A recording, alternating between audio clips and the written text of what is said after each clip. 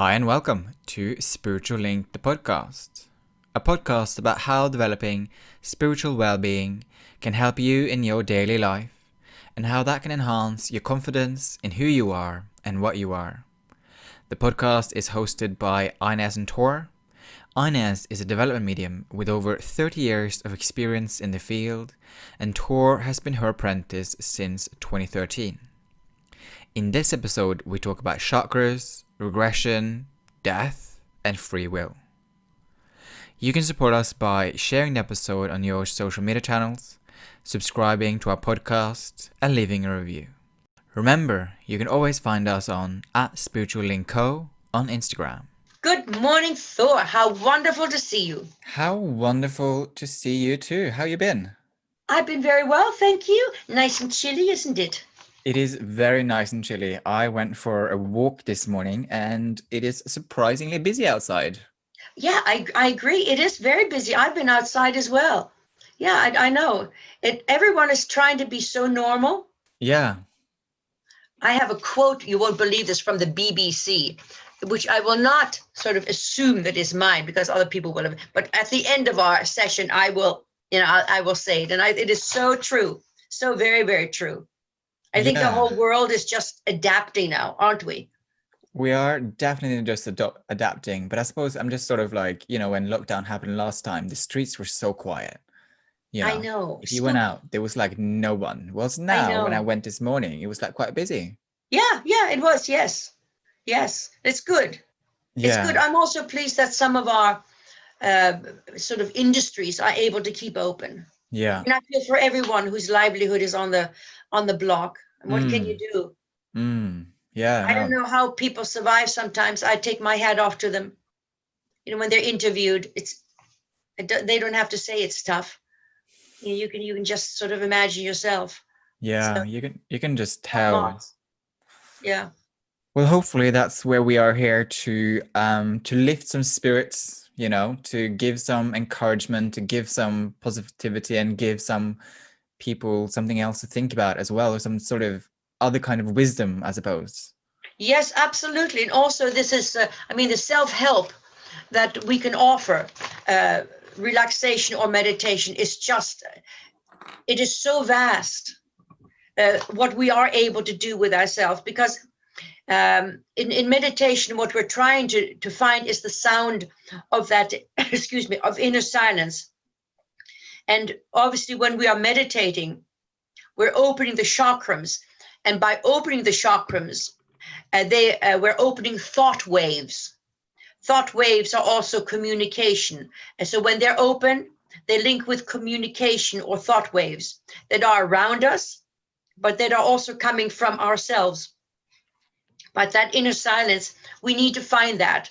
And that finding is individual. But chakrams need to be open and receptive for those thought waves to be connected. So the thought waves, of course, we're coming to the area where this is such a simplistic example. We all get depressed. We all get really low, and you think why? But you feel so low. If our chakrams are so wide open, we're picking up all the different difficulties from every different individual, and that has to stop. We can just about cope, with our own little sack of sand. So those are the thought waves. And also our own thought waves of, say, negativity or difficulties are also sent out. So it all of a sudden becomes a great big mess, if you like. But with the calmness, with the opening of the chakrams, what we're doing, we're clearing our mind, and we can then redirect and overcome the more in negative thoughts and harmful habits.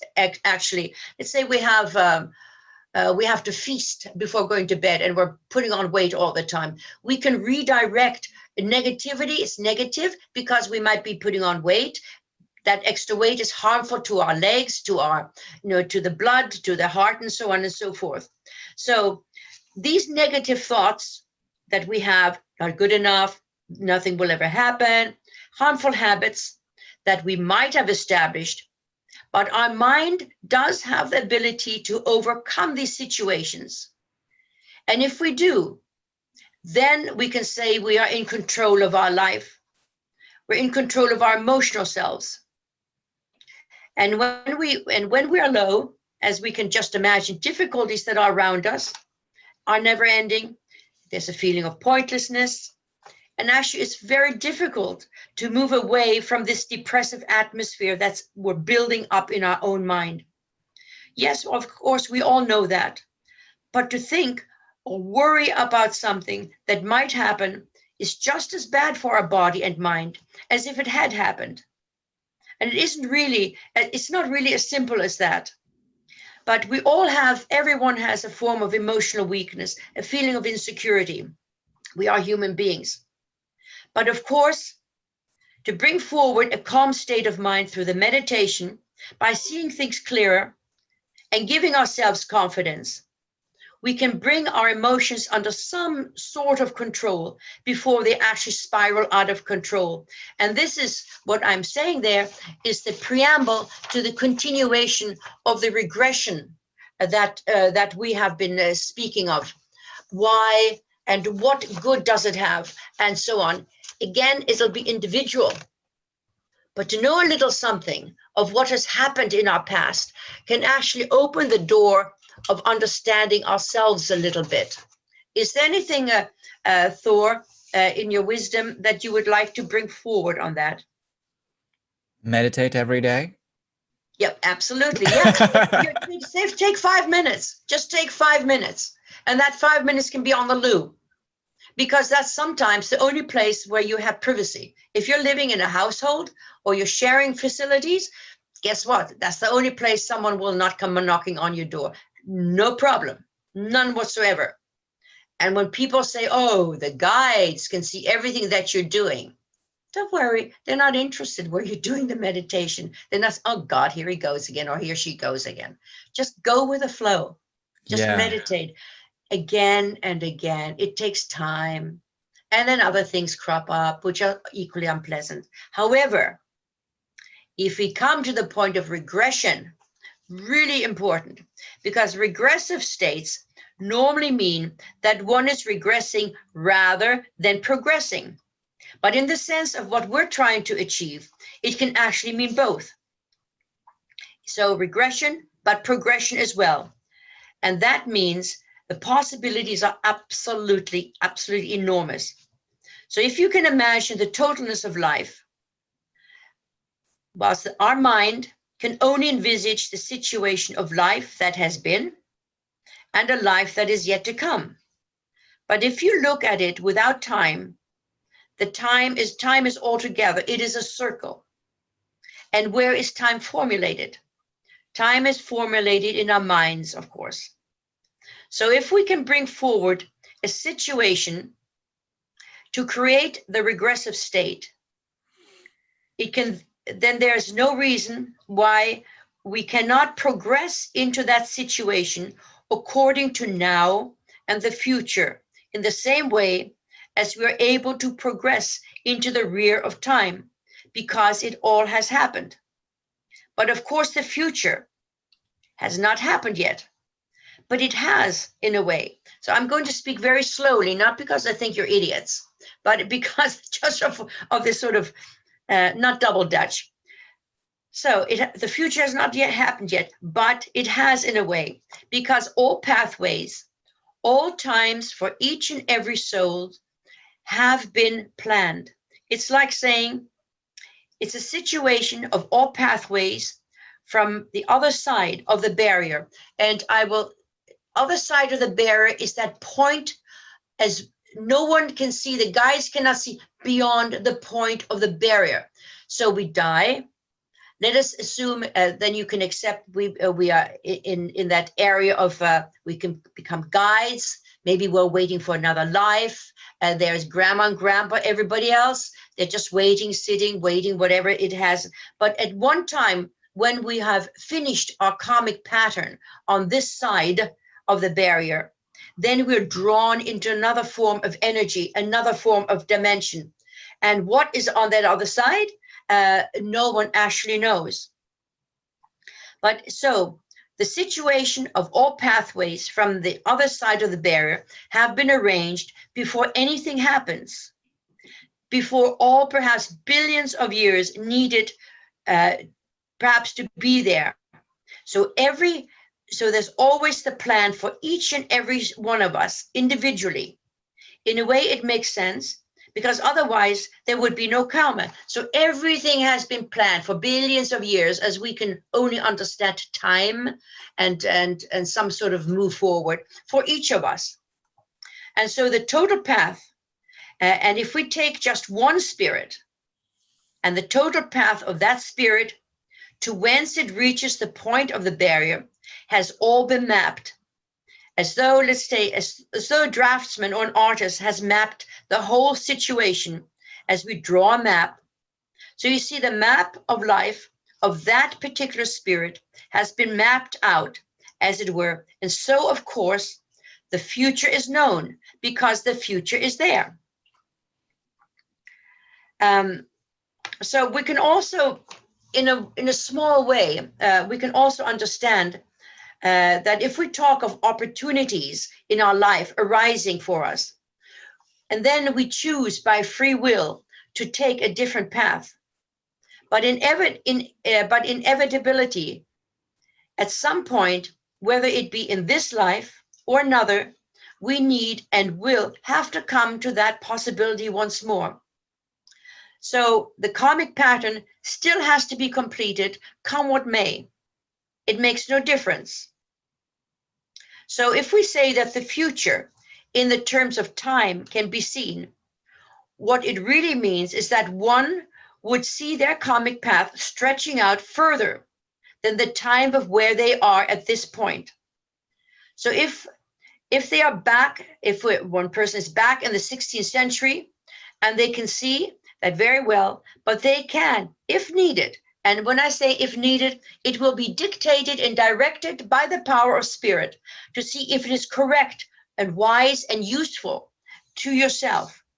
And if it is right for them so to do, also brings their attention and their thoughts to what is lying within the karmic pattern and move forward into that time, but still remain in the situation as they are here. Of course, you can see the future, but you're still John Doe right here in London, Timbuktu, wherever. But you will only ever glimpse what is in the future in the same way as we only ever glimpse what is in the past. Because as we have mentioned before, we only live in the moment, in the present. There's never any past, never any future. We are born and we die. So we can only understand a beginning and an end. But going out of that sphere, we can then begin as a spiritual situation. Because when one regresses, what is happening, that through the calmness of the mind, so our spirit is released. And just to break off there for a second, the meditations that we have had, perhaps you will recall that always towards the end, Thor always says, and now there is a blanket, a mist of indigo shrouding you, or mist of violet. What that mist establishes in your mind is the point of astral projection. Your spirit knows where to come back to. It is a pathway. You will never get lost. It is also easier to let go of your spirit on this pathway of the indigo or the violet, and then you're drawn back to it. It's easy. That is then the opening into your physical mind. So what is happening through that calmness of mind? So the spirit is released, and the spirit can move forward. Our spirit can move backwards. It can move down, sideways, any way you wish, in whichever direction it may take you. So of course, you might be able to understand through that analogy, where sometimes people have, of course, have seen spaceships. And of course, many have thought that at many times they have seen the future. You're not necessarily seeing the future. You may as well be seeing the dim and distant past, because also, as we've mentioned before, everything has happened on this earth plane before and has been obliterated and then moved back again.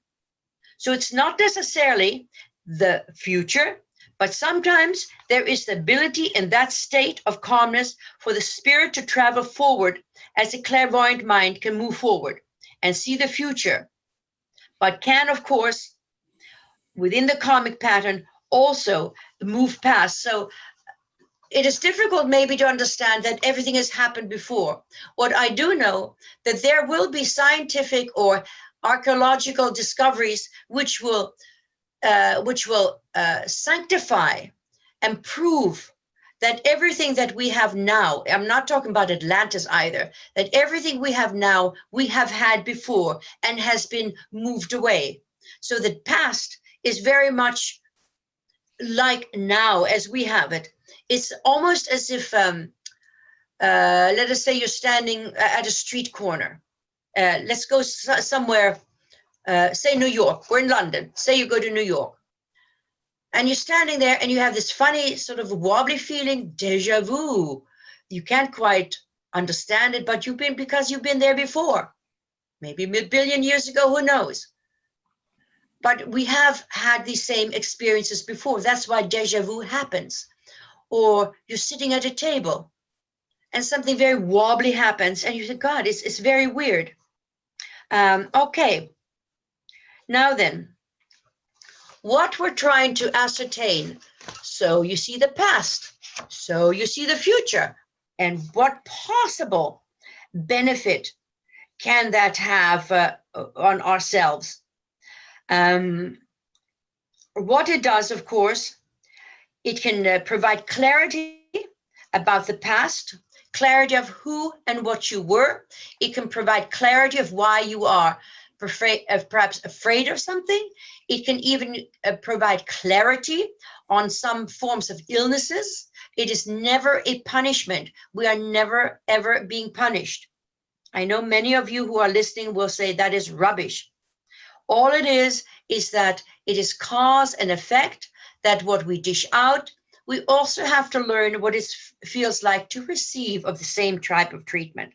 But if we try to be a very, very nice person, do everything right, it doesn't mean that we will omit having those experiences. As I said, we have to move forward with our karmic path. So the past can provide clarity about it, about ourselves, which in turn can release doubt and anxiety, which will connect you and bring forward your path forward, the here and now.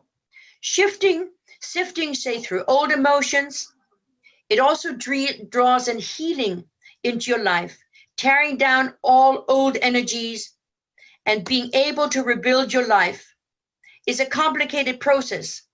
But by calming your mind, moving into meditation, moving into regression, it will further your goals and bring new opportunities into your world. They're bound to be, because you're no longer worried about, I'm not good enough, I can't do this, everybody's against me, there are no opportunities in the world. Trust me, there are lots of opportunities, loads of them.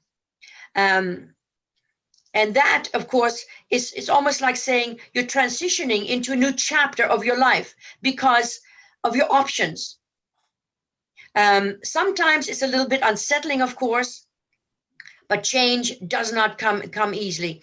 And what regression does, what our meditations do, they enrich your life now. And our life now is what is important. The past, we've done and dusted, but now, what are we able to do with our life now? So the regression, very, very, very important.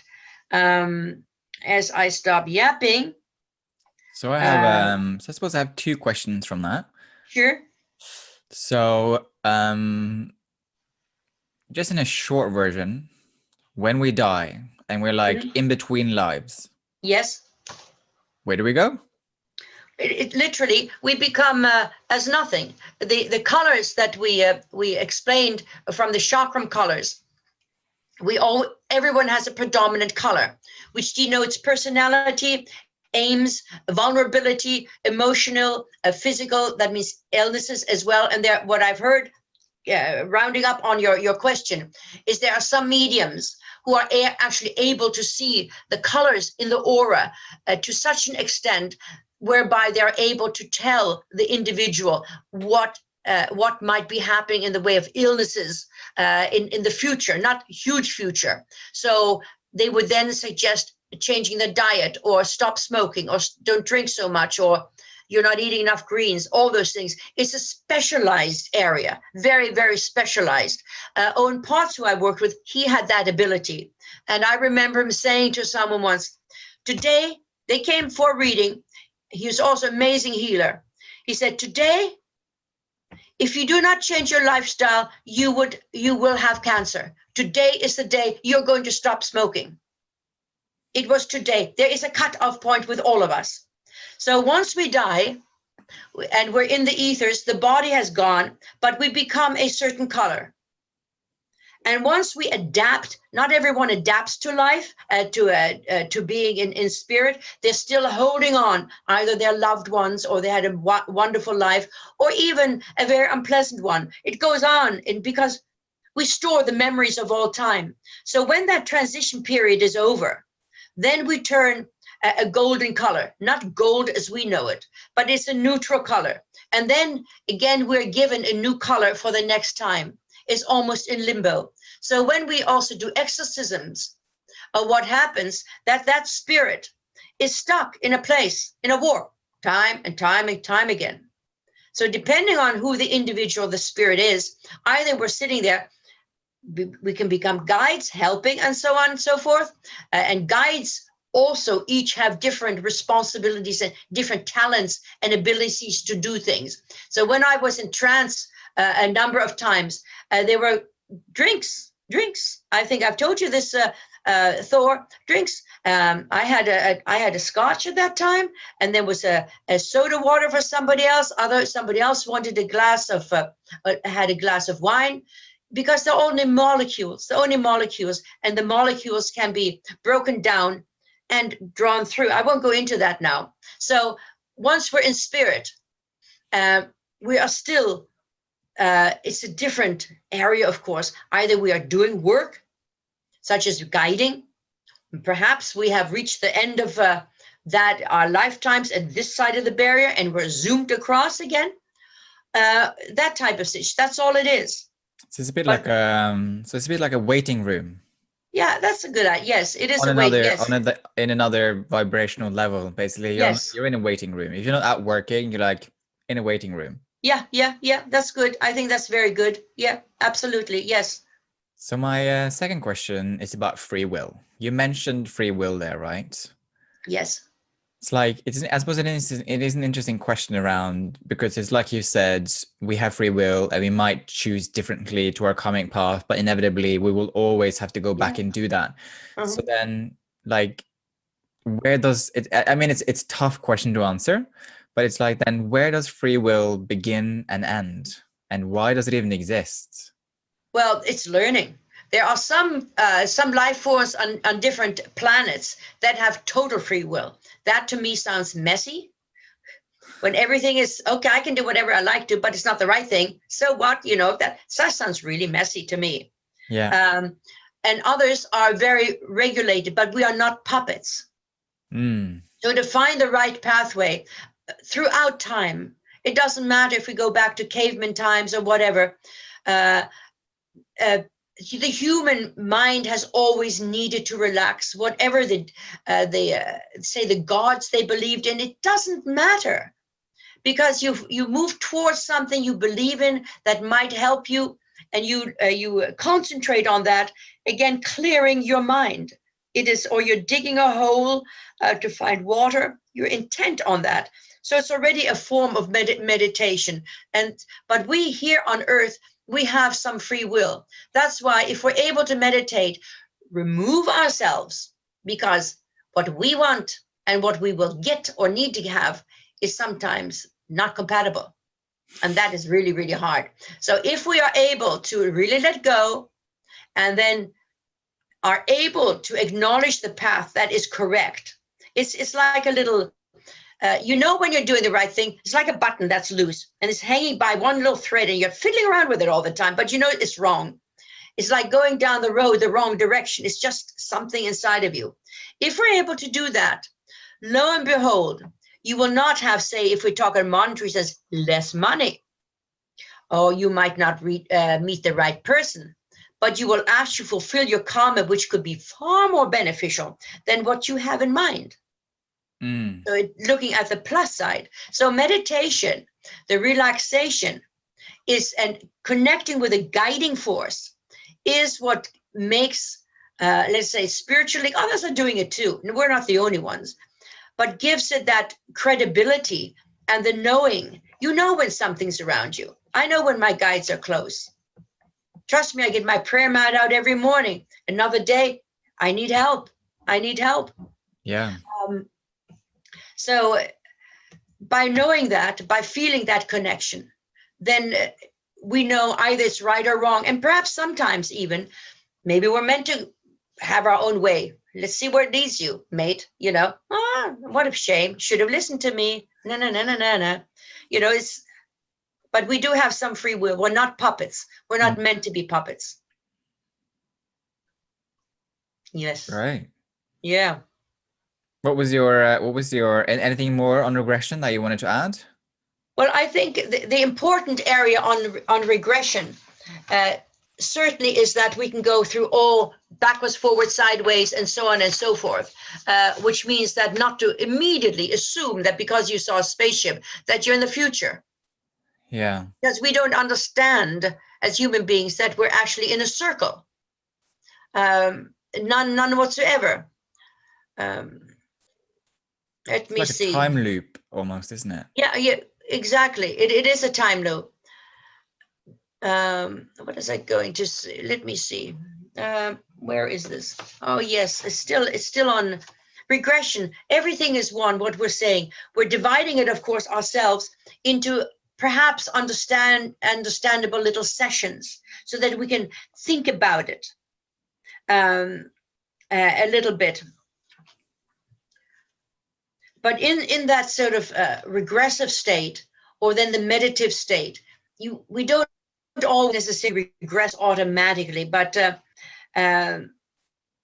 what we do, of course, we're able to calm and to rejuvenate a strength within ourselves.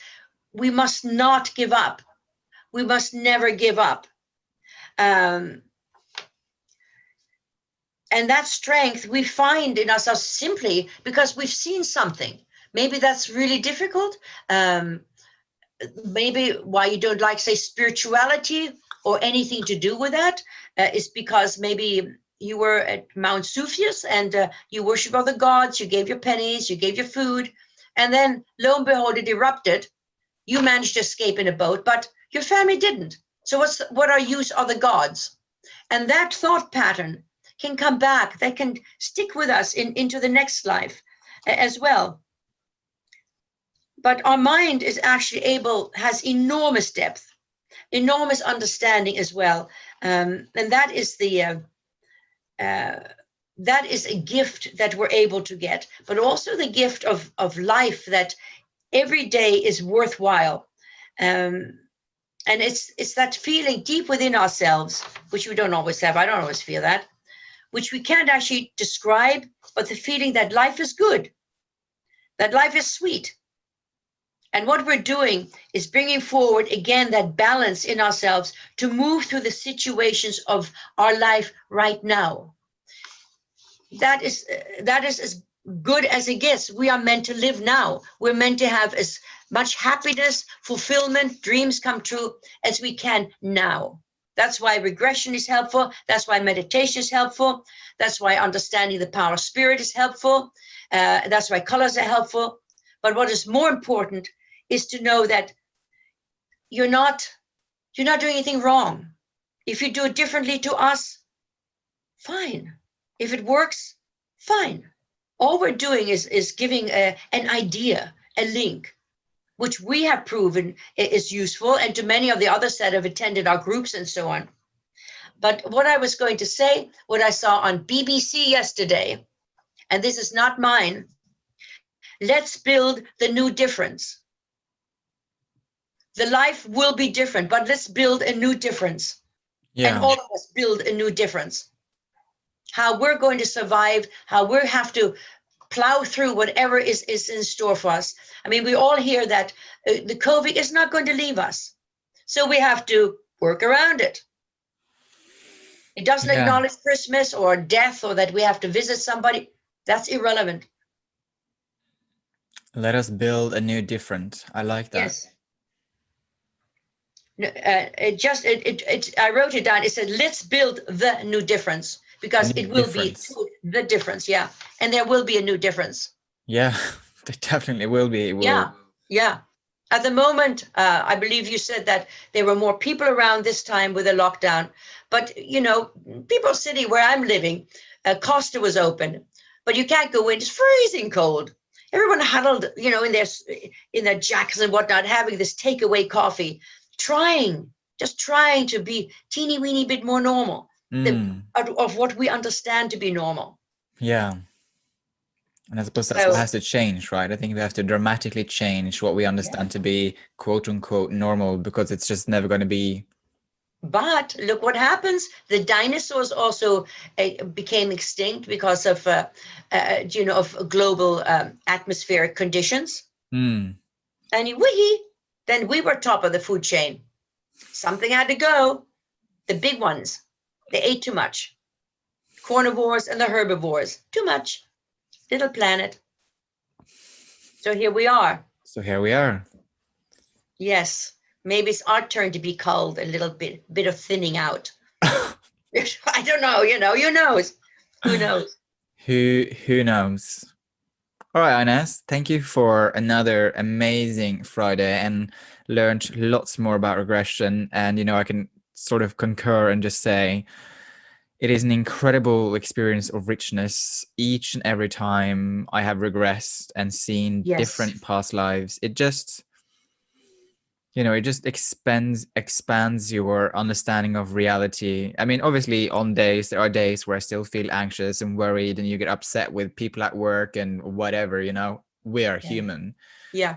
But to have that practice of being able to retreat back into meditation and to sometimes get a glimpse, as you say, of the past does give me the ability to distance myself and to rejuvenate myself. And what you also mentioned was a sense of healing, right?